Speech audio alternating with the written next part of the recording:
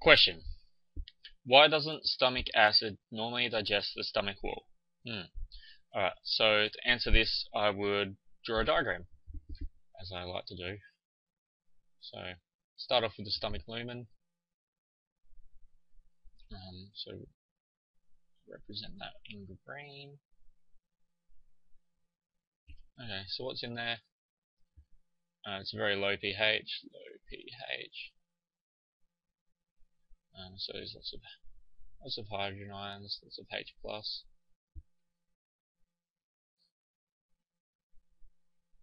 And then you also have pepsinogen, which in your low pH environment goes to pepsin, which is a digestive enzyme.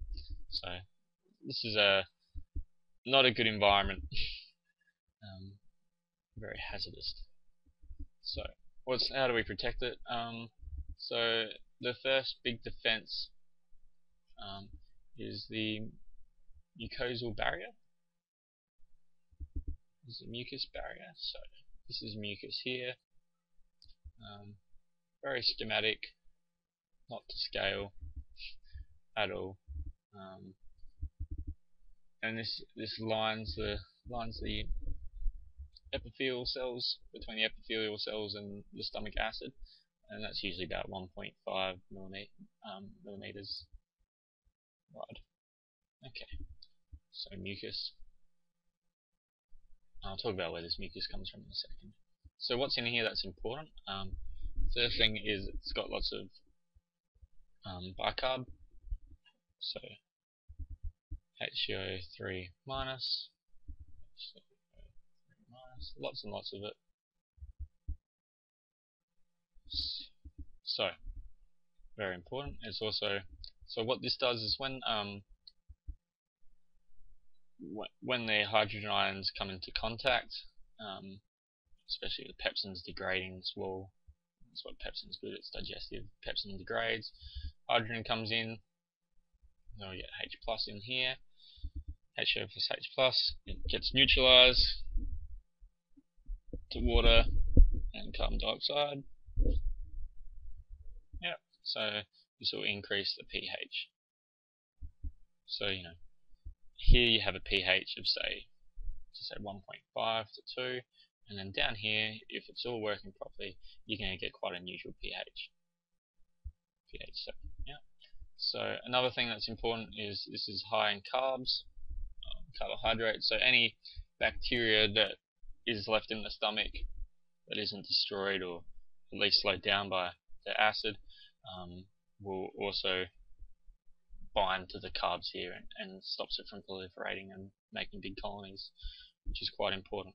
So where does this mucus come from?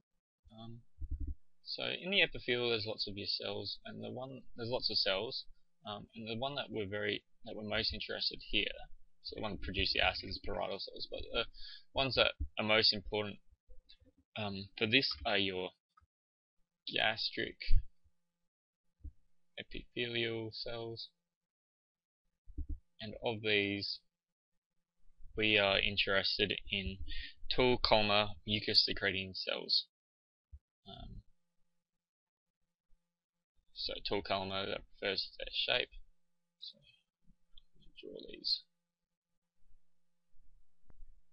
So this mucus comes from these tall columnar mucus secreting cells. So you can see here I'm drawing in the mucus, and they secrete that mucus, which, as I mentioned before, is quite sticky and essentially sticks to the cells and provides this protective barrier. So important things to remember about how these cells secrete mucus is that it's stimulated by another thing they secrete, which is prostaglandins. Specifically, the specific ones are P3 and prostacyclin. So that stimulates the mucus production and bicarb secretion, and it also Another thing that stimulates it are these cells also secrete TGF alpha,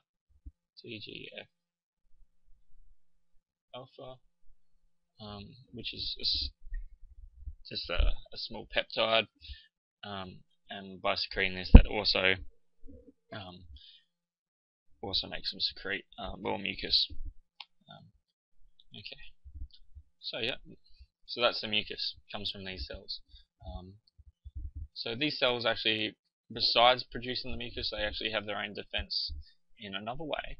And if you look at how I've drawn them very close together. Yeah, only very small gaps, not many gaps between them at all. So what they actually have, which is very important, is tight, I'm going to write this down, tight gap junctions. Yeah. So if the bicarb doesn't do its job so well, and the pH does get a bit low, you get our hydrogen here. If it's not too bad, you can see that the hydrogen ions can't actually get through between the cells because they're arranged so tightly, and this is a very important part of it all. Alright, so that's that. We're not quite done yet. The next thing that's quite important, I won't draw the interstitium, is the blood supply, the microcirculation. So the blood supply is important for all the usual reasons, providing oxygen and nutrients for this, because this is obviously a very active process, and these cells, another important function that I forgot to mention is that they're very proliferative. They recycle very quickly. Days approximately is the turnover, so every 3 days you have new cells. So, and that's stimulated by TGF alpha also.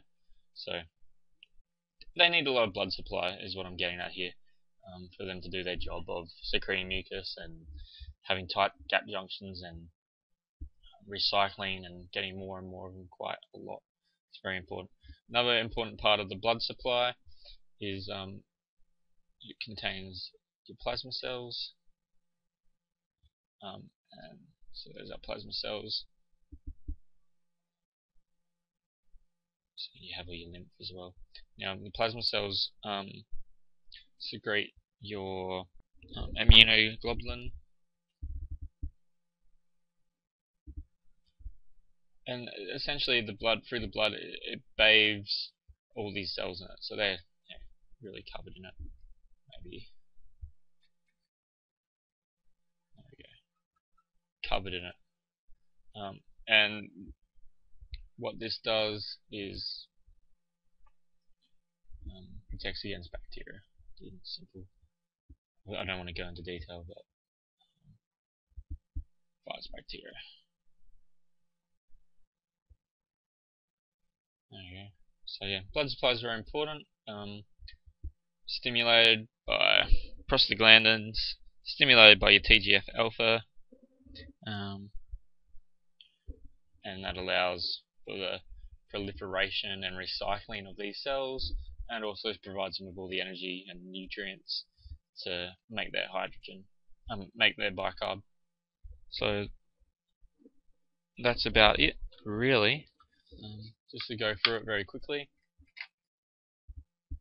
Question is, why doesn't stomach acid normally digest the stomach wall? Well, you got this mucus layer, and that neutralizes the acid. Also is bacteriostatic. Then you got the cells, tight gap junctions, can't get through them. When they do get hurt and degraded, it doesn't matter that much because they recycle very quickly.